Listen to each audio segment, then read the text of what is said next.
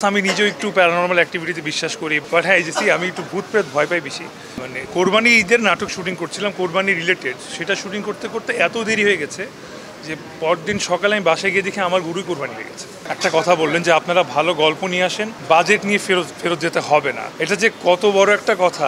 এই কথাটা আসলে প্রতিবার আমরা আশা করেছি কারো না কারো কাছ থেকে শুনবো, কিন্তু প্রতিবারই যখন যাই, ভাই এবার তো বাজেটটা একটু কম, ভাই এবার কোনোবার হয় না যে ভাই এবার বাজেট বেশি, আপনি নিয়ে যান, ভালো একটা কাজ করেন। সো এই ফার্স্ট টাইম হয়তো কেউ একজন বললো এইভাবে এত সুন্দর করে, এত চমৎকার করে। আশা করি ওনার মুখের কথা উনি রাখতে পারবেন। সো এটাই আর কি, সবাই দোয়া করবেন যাতে এইভাবে করে নাটক এগিয়ে যায়, নাটক ইন্ডাস্ট্রি এগিয়ে যায়। আসলে আমি দিনের বেলা হয়তো একটু ব্যস্ত থাকতাম, সো এফএমটা শোনো তো রাতের বেলা, আর রাতের বেলা একটাই প্রোগ্রাম হতো সব চ্যানেলে ঘুরে ফিরে, ভূত রিলেটেড আর কি। সো ওই ভূত এফএমটাই শোনা হয়তো কম বেশি।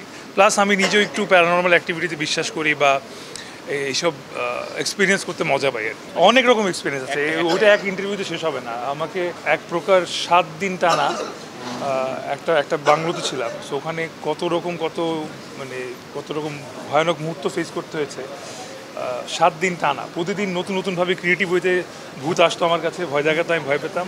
দ্বিতীয় দিন আমি আবার যেতাম ভয় পেতে, এবং আবার ভয় পেতাম। সো না ওটা আসলে আমি জেনুইনলি একটু ভীতু প্রকৃতির, স্পেশালি ভূত প্রেতের দিক থেকে। এই যে ভূত নিয়ে বেশি কথা বলতে দেখা যাবে সব যত ঢাকা শহরে ভূত আছে আমাকে ঘিরে ধরবে আজকে।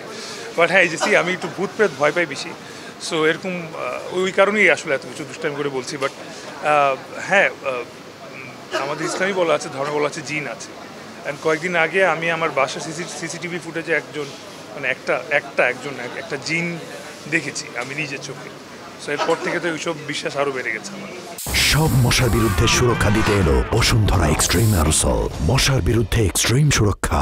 নাটক আছে, চমৎকার কিছু নাটক আছে, তার মধ্যে অন্যতম হচ্ছে গিয়ে চলো হারিয়ে যাই, খুবই ভিন্ন একটা গল্প নিয়ে।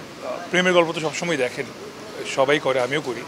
এটা একটু অন্যরকম গল্প, যেখানে আপনি কাস্টিং দেখেই বুঝতে পারছেন, আবুল হায়াত স্যার আছেন, দিলারা ম্যাম আছেন, এবং আরও ইয়াং অনেকে আছেন, আমি আছি, তটিনী আছে। সো সব ফ্যামিলির সবাইকে নিয়ে দেখতে পারবেন আসলে এরকম একটা ড্রামা। তারপর আমার মোস্ট ফেভারেট চাঁদের হাট আছে। চাঁদের হাট হচ্ছে গিয়ে লাস্ট ইয়ারের one of the most hit কাজ, গরু অ্যান্ড কোরবানি রিলেটেড। সো ওইটারও পার্ট 2 এবার আসছে, আশা করি সবাই দেখবেন। রাইট, একবার আমার সঙ্গে যেটা হয়েছিল যে আমি কোরবানি ঈদের নাটক শুটিং করছিলাম, কোরবানি রিলেটেড, সেটা শুটিং করতে করতে এত দেরি হয়ে গেছে যে পরদিন সকালে আমি বাসায় গিয়ে দেখি আমার গুরুই কোরবানি হয়ে গেছে। সো এটা আসলে স্যাড না ফানি আমি জানি না, বাট জিনিসটা আসলে এরকম যে আসলে আমরা একটু আগে টাইমিং নিয়ে কথা হচ্ছিল। সো আমাদের এখানে আসলে কাজ করতে গেলে আমরা ঘড়ির কাঁটা খেয়াল রাখি না। সো আমাদের এরকম আছে, মানে দিনের পর দিন রাতের পর শুটিং চলছে, যে এমন হচ্ছে যে চাঁদ রাত পেরিয়ে ঈদের দিন সকাল হয়ে নামাজও বার হয়ে গেছে, তাও শুটিং চলছে। আশা করি এবার ওরকমটা হবে না। এটার শুটিংয়ের একটা মুহূর্ত যদি বলি, বারবার মনে আসে, এটা হচ্ছে কি চাকা পাংচার হয়। আপনি যেরকম হাসছেন, বিষয়টা তো হাস্যকর তখন আমাদের জন্য ছিল না, অনেক বেদনাদায়ক ছিল।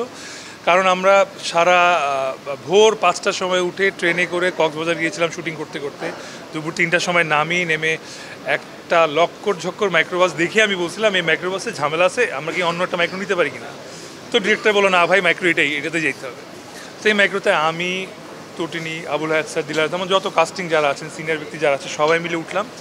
কিছু দূর যাওয়ার পরই চাকা করে হাওয়া চলে গেল, এবং ওখানে মোটামুটি 3 থেকে 4 ঘন্টা এই বয়স্ক মানুষদের দিনে রাস্তায় ওয়েট করা লাগলো আমাদেরকে।